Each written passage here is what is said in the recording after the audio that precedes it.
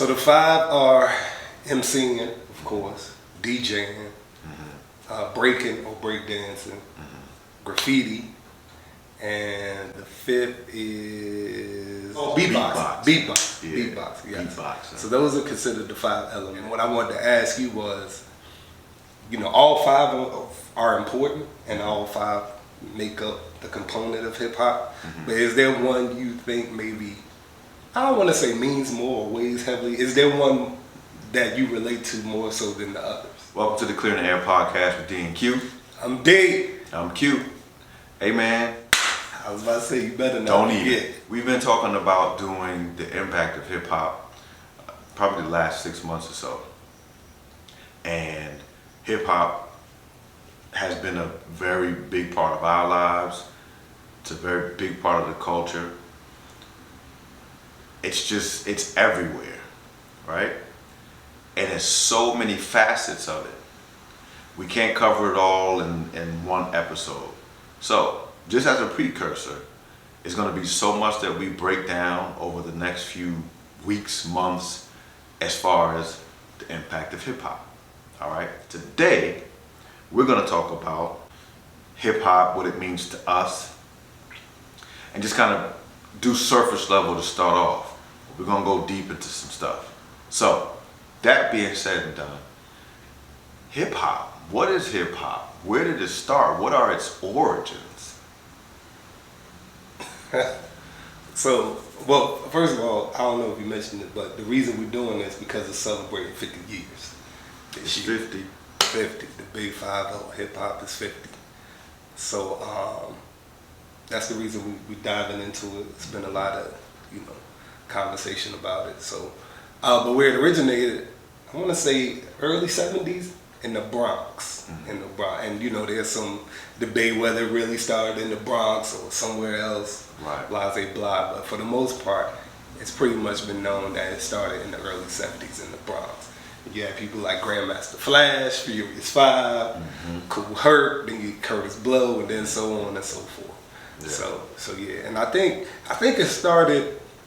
It was kind of a way to like curb like violence, violence that was going on in the communities. So they would be like out in the park and just making music and like that. That when we think about New York, that typical summertime, everybody in the street just hanging out, and that's how it started, bro. That's the origin of it. Yeah. Well, and that's not too far from you.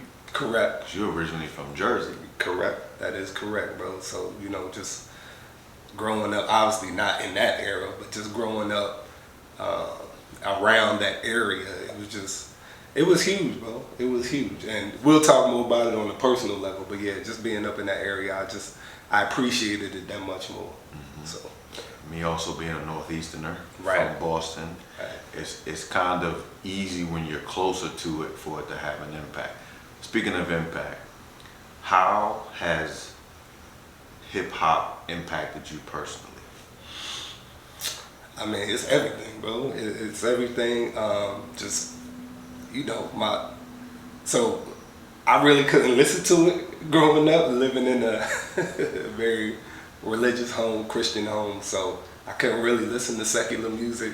So I had to sneak and listen to it. Run home, watch video jukebox, or then later on your own TV raps, MTV, BET, stuff like that. Rap City, Big Ticket. Shout out to Big Homie Big Ticket. Yeah. So yeah, that era definitely shaped me. Being from Jersey, y'all see, I got my Red Man shirt on. He is my favorite rapper, and so he's from Newark, New Jersey as well, Brick City. So just listening to him growing up, he obviously had a major impact. So shout out to Reggie Noble, my favorite. He just celebrated a birthday not too long ago. I want to say last month. So yeah, man. But just being in Jersey and just hear the music coming down the block and just man, it was a time, bro. It was a time, bro. Again, watching those shows, that was when videos was a big thing. Everything. Yeah, I wish that aspect would come back, but videos were just like, when you growing up and you live in a certain area, you start to see things like, oh, it's a whole world out there. You know what I mean? So that was the biggest thing. And then obviously when it went to the west and then went down south, you see things like that as well. Like, oh, okay, so that, not everything looked like Jersey. Not everything looked like New York. You know what I mean? Everything looked like Boston. Right. Yeah. Right. There is a whole different world outside of the Northeast where we lived at. Right. For me, man, I think it's a lot of the same story.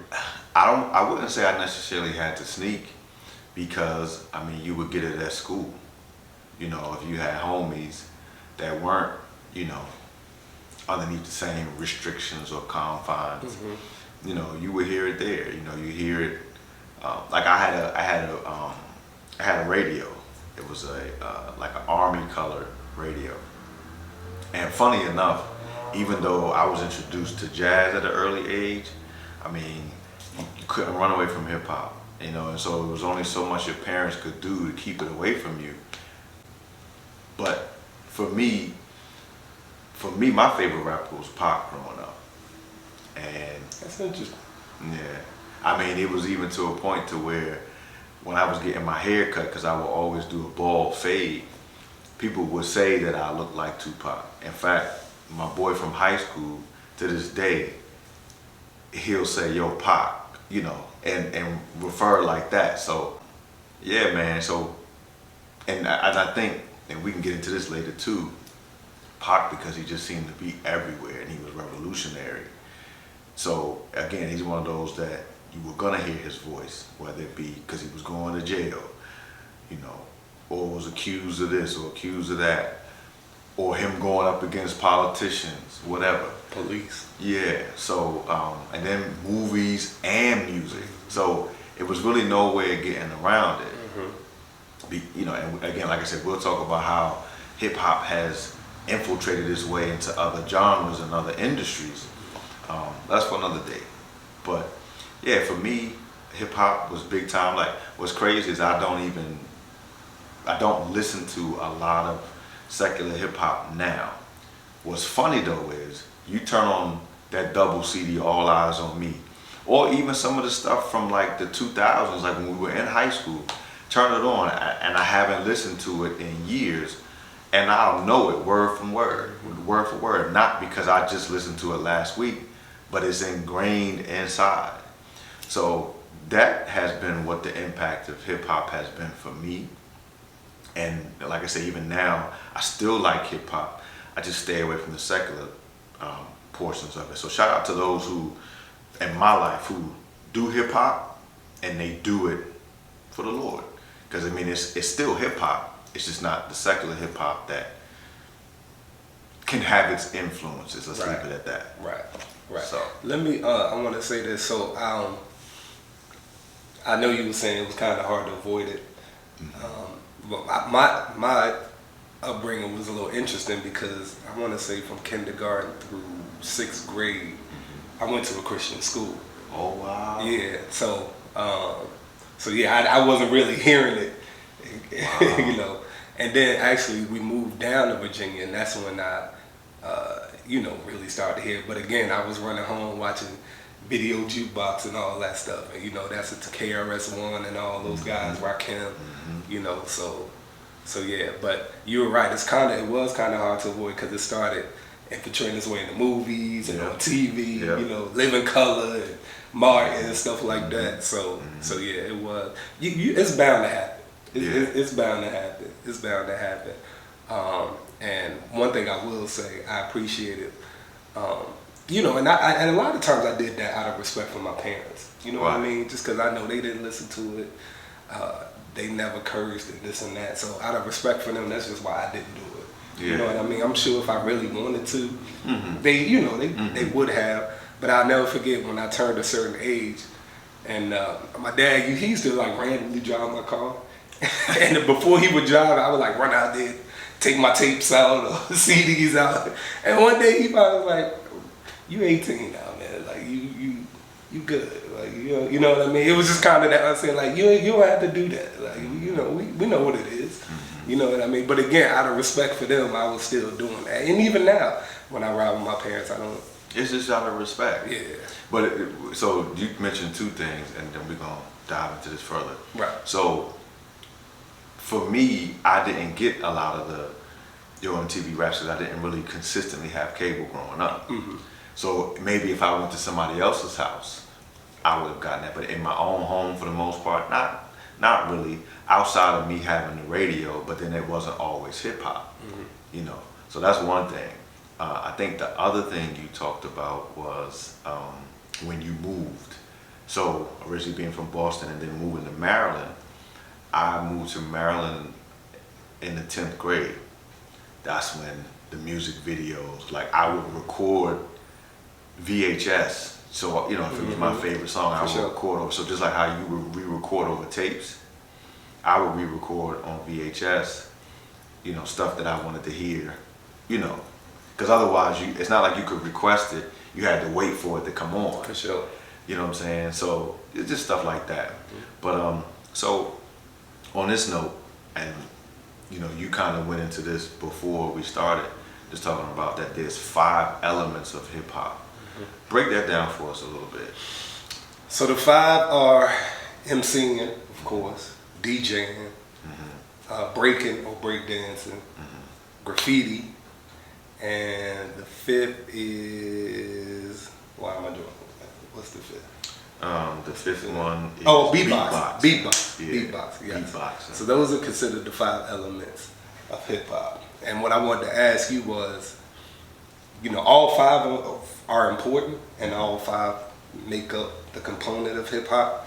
But is there one you think maybe, I don't want to say means more or weighs heavily, is there one that you relate to more so than the others? So I got a 1A and a 1B. Okay. The 1A is beatboxing. Okay. Just, really? Well, the reason I would say that is because, well, I probably should have said the first. Let me go back. Okay. The first one is DJing. My uncle was a Really? DJ. Yeah, my uncle was a DJ. And his son, my little cousin, he's a DJ too. So he got that from his daddy. And so, you know, just hearing him be in my, so I would go to my grandmother's house every weekend. Shout out to my grandmother.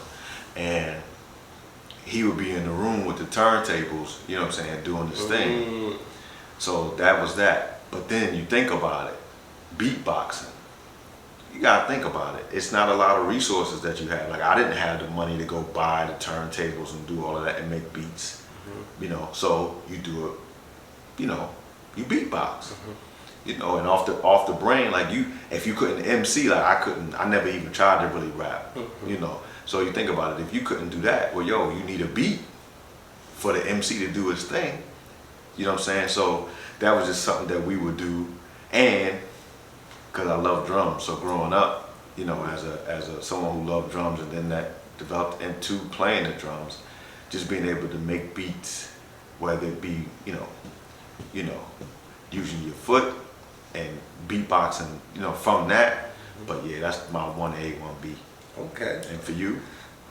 That's interesting, bro. Yeah. That's interesting for you, bro. I didn't see you going there, but that's why I asked. Yeah. So you never know. One thing about the beatbox, I just think, and I don't know if I'm pretty sure y'all did, but in the cafeteria, you know, at the lunch, y'all be banging on the table, trying to make beats and beatbox and trying to be Dougie Fresh. Yeah. You know Even what I when mean? you knock on doors now, you still, like I remember that from being a kid, you tried to do a beat, and that way a person knew it was you. Right. You had your own personal sound. It's like a freaking ringtone before ringtones came out. It's crazy. Man, that ringtone era, bro. Yeah, but anyway. Yeah, ain't gonna go there. That talking about some females. We gonna leave that one alone. So I would say I got a 1A and 1B too. I think the obvious one is MCing. I just think, you know, just coming up in that era where it was all about lyricism and being an MC, not just like that stage presence, being able to move the crowd. You know what I mean? So MCing, to me, I think that's just like the no-brainer. Right. But mine would be, outside of MCing, is actually DJing, like you. Okay, yeah. I think DJs are very important, bro. They can kind of, I look at it from like a party kind of point of view. Right. They can make or break a party. You can have a crowded party and a whack DJ in the party is terrible. You can have a darn near empty party, but with a great DJ, and you just having the time of your life. Time of your life, bro. And I think about all the great DJs. You would often hear how artists be like, shout out to the DJs, because they can pretty much make or break a record. You know what I mean? Think about how many times Flex would drop a bomb on something, or Hot 97, or, you know, I read something, and I knew this, but a lot of down south artists, they would say how the DJs used to break their records in the strip clubs and things like that, and that would kind of be how they, you know, be like, oh, this is the next hot thing right here. Right. I think that's how Jeezy and all of them came, you know, and Jermaine Dupri, So Def, he was saying how they would go like Magic City on Monday, and the DJ would break, like you said, DJ would break their records. So I think DJing is super important, bro. Again, my cousin, he's a huge DJ in Jersey now. Shout out to my cousin Junior, Rip Rap, what up? So I've always kind of disrespected the DJs, even now, man. My DJs out here, my big homies, SNS, you know, you always hear about Clue and Envy and all them, you know what I mean? So, and then the West Coast DJs as well. Yeah, I remember Kid Capri too. Kid Capri, Biz Markie, Felly Fell, yeah. Khaled. Right. Khaled started off as a DJ. Right. Drama King. Rest in peace. A-Slay. Yeah, the Drama King, and DJ Drama as well. Yeah, man. I think DJing is super, super important. Instrumental in hip hop. Yes. Instrumental. So, you know, as we talk about that, you know, instrumental in hip hop, but how has hip hop made an impact in the culture? I mean, honestly, that could have been an episode in and of itself. And it will be. It will be. So let's talk about a few things in the culture. So, you know, dress, hoodies was a big thing. Yeah, still are a big thing. The baggy. Yeah. Got the hat. The back was hat to the back. Yeah. That's TLC said that. Yeah. Hat to the back. You gotta keep my pants down with love. Alright, get back. But y'all get what we saying, man. It's, you know, from the hat. So again, now that breaks into like different industries. So now you're talking about clothing, you know, hats, sneakers. Yep. You talk about Run DMC as like, you know, founding fathers of hip hop, or, you know, some of the people who, you know, my Adidas. You know what I'm saying? Literally got Adidas on. Yeah. Come on, son. For the culture. For the culture. And growing up. Jordan. You got your Nikes on. Shout out to Nike. Jim Carrey, sure, man. But yeah, man. I mean, you're just seeing how it infiltrated into stuff. Movies. Again, you know, whole nother sports. There's not a place where you don't see hip hop. My wife showed me something that was a little, I'll say vulgar, just because of where it came from and the use of the N-word. But you see that even in commercials, you seeing where hip hop, you know, and it's used as a marketing tool, but you're trying to market to a certain demographic. So it's literally everywhere. Everywhere you're going to see hip hop. And that's not going to change. I don't think that's going to change, because marketing single-handedly is the biggest thing you can do in regards to companies making money. So, what are your thoughts? I agree with everything you said, and I feel like it's gotten even more. Maybe it's just me, like post-pandemic. I feel like it's a lot of companies, like you're seeing a lot of hip-hop elements on, like you said, commercials, movie, and it's always been that way, but I feel like almost every commercial now, everything, sports now, the NBA using, all sports are using music now for like their promos and things like that. Right, when they go to the commercial, when it comes back. Yeah. When the finals start, you got somebody, you know, doing the finals commercials, and obviously Super Bowl is huge. Well, more people are home. That's, like you say, post-pandemic. So you got used to people being home and having these. So I'm going to get you everywhere. I'm going to get you, if you're at home, I'm going to get you when you're walking around with this thing. You know, the different apps, TikTok, all of this stuff. All these challenges, right? Yeah. So you think about it like this too.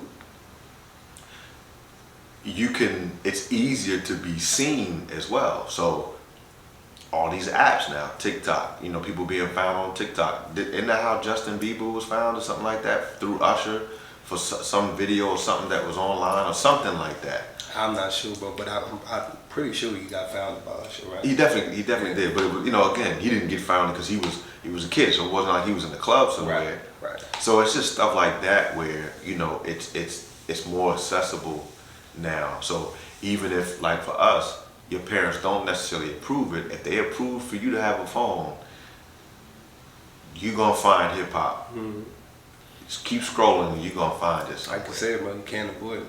No. You can't avoid it. No. It's everywhere. No. It's everywhere. Yeah. And that's a good thing. When it's used properly, used correctly, used positively. Yeah. And obviously that's not always the case, but we'll dive into that later. Well, listen, this has been the introductory discussion of the impact on hip hop or the impact of hip hop. We got so much more to share with you, but we're going to clear the air. As we clear the air, I think, again, we can say that hip hop not only is here, clearly it's been 50 years in the game, all right? A lot of people to come, a lot of people to go, but it's not going anywhere. And there's so many people that can be discovered that could be the next person to sign a label or independently put out their music. Because nowadays you don't have to be signed to a record label. YouTube is huge, and so that if you know how to market yourself, basically you're a content creator. If you put your stuff out there, it will be discovered if you have skills. So while things have changed as far as accessibility, what has not changed is the impact of hip hop. You see it everywhere. You're going to continue to see it everywhere, regardless of whether you agree with the lyrics, you think the impact of hip hop is all bad, or the parts that are bad or so bad that you don't want to associate with it. It doesn't matter. Hip hop is here, and it is here to stay. For sure.